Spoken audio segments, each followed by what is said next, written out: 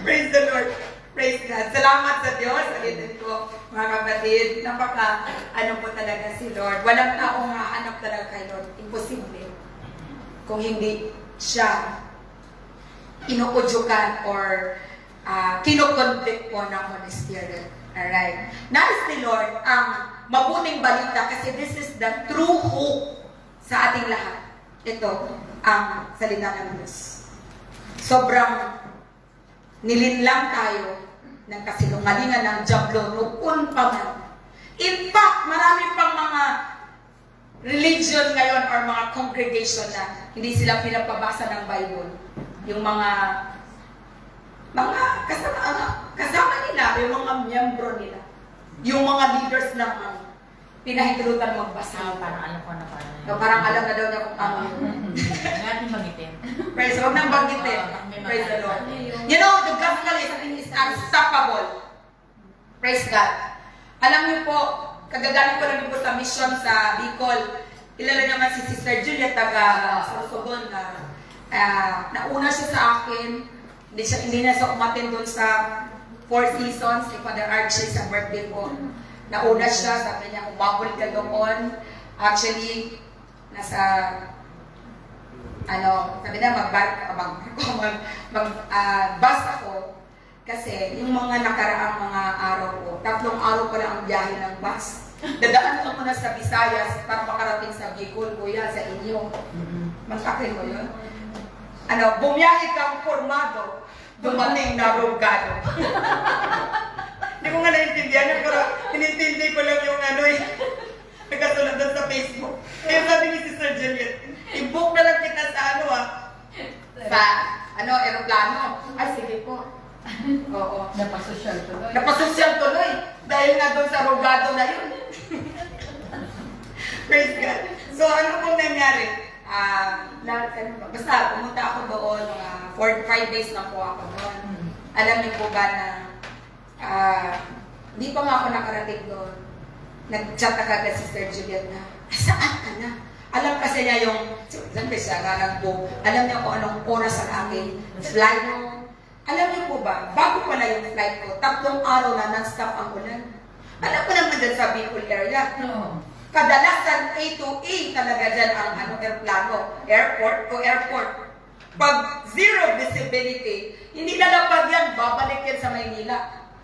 Yun ang kinatatakutan ko rin po yan kasi nga bukod sa maito, siyempre, lubak-lubak talaga yan.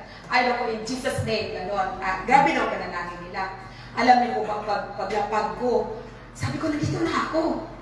Alam mo, doon na niya kinwento.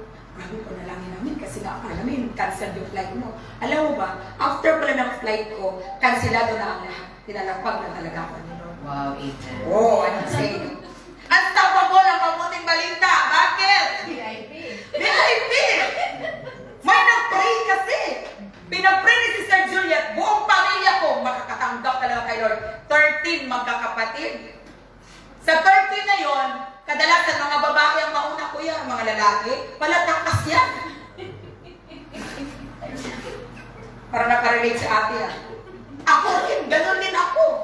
Bago yung mamatay ang mga magulang ko, Diyos ko, I'll see to it na every Mayo, uwi talaga ako niya sa amin. Para lahat ng kapamilya makapakinig ng mabuting balita. Amen. Ganon din si Sister Juliet. Siguro 3 years ago, nung pumunta kami, 2 down, nakadalawa lang yung mga ilapsa gawa yung mga kapatid ng lalaki. Gumawa talaga sila ng paraan. Ngayon naman, yung panganay at saka yung brother-in-law, gumawa din si Lord ng paraan. Kaya huwag ka talagang manghinawa sa kape-pray. Amen. Amen. Kasi grabe pala ang impact nito, ang magagawa nito. Amen. Isang araw-araw ba na rin, Lord, buong pamilya, 100% kaligtasan. Amen. 100% ang lusot yan. Ngayon, paano yan sila, paano man sila maliligtas pag hindi nila hanapin si Lord? Gagawa si Lord ng paraan. Number 1. Yung isang number 1 palatakas pilosopotasyo. Na-stroke 1 week bago kami nakarating. Ako, hindi na makatapos yan kasi higa na lang yan doon. Tumawa tuloy si Ate. Oo. Ngayon, sabi niya, pagdating mo, kasi magbiyay pa ako from Legazpi, sa Daraga na pala ngayon kasi Bicol International Airport. Wow. Kasi noon doon pa kami sa may sa Legazpi, di ba?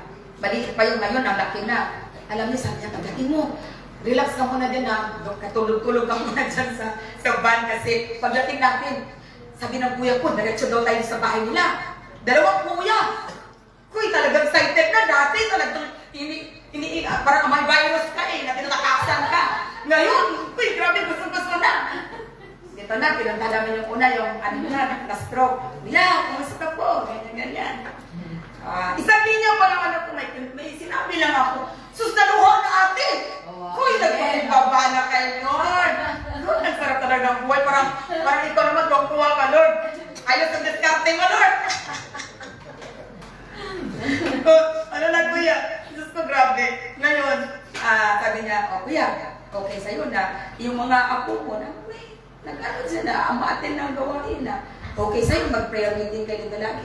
Ay, oo. Wow. Kasi, dati ilang taong binilang ayaw talaga umaten. Gagawa si Lord ng paraan. Yung isa naman yung pamanay, number 1 talaga, superlative na filosopo. Oo, anong nangyari? Nakatapos na lahat ang anak ng tatlo. Lahat teachers.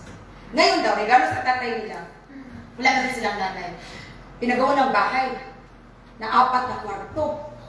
So, siyempre, para masarap siguro ang tulog, di ba? Ganun ang purpose ng mga anak, magpagawa ka ng bagong bahay.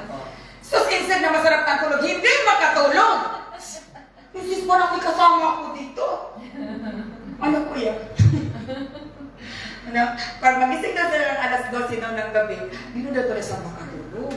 Alam mo yun, yung parang may katabi daw siya. Tapos grabe talaga yung niya, parang hindi na, ang tagal na parang hindi siya makatulog. So, pagkatapos kami dun sa isang, diretso kami dun sa, yun nga. Alam mo, kuya, kumusta po? Alam mo yung tao talaga, hindi ka napapasalitaan ng kuno, wala nang sister, wala nang mga flowery words lang, diretsohin mo na. Alam mo, ang sabi niya sa akin, kuya, ikaw may magbasay tayo, kuya, bago tayo pagpalagasin talaga natin yung mga masamang elemento na nananakot sa'yo, kuya. Talaga, sister, alam mo, sister, kakalang, bago mo isang verse pa lang binasa ko, bago mo ipagpatuloy, sister, meron mo na akong itatanong. Kuya, ano itatanong mo? Sabi niya, sister, pwede kaya turuan mo ako, ano ang gagawin ko? Halimbawa, wala na kayo dito. Halimbawa nga, lumayos na ngayon. Paano pag ako na naman mag-isa dito? Oo. Baka may bumalik. Ito, kuya ha, bibigyan kita ngayon. You have to speak the name of Jesus. Amen. In Jesus' name, life kayo dyan. You have to speak, declare the blood of Jesus. Kasi nanunatog ang kawi kapag bigkasin mo yung mga ganito. Amen. I-declare mo ang word of God. May Bible ka, kuya. Ako lang siya, hanapin ko mo. Sige, upo ka muna dyan, mamaya mo na hanapin. Kasi bibigyan na ng reseta mamaya. Speak the name of Jesus. Amen. Declare the blood of Jesus. Declare the word of God. And then, invoke the power of the Holy Spirit. So, parang ano na siya po, ang bilis mo pala. In Jesus' name lang pala, layas. Ayun naman pa. Ayun naman sabi ni Lord eh. Diba?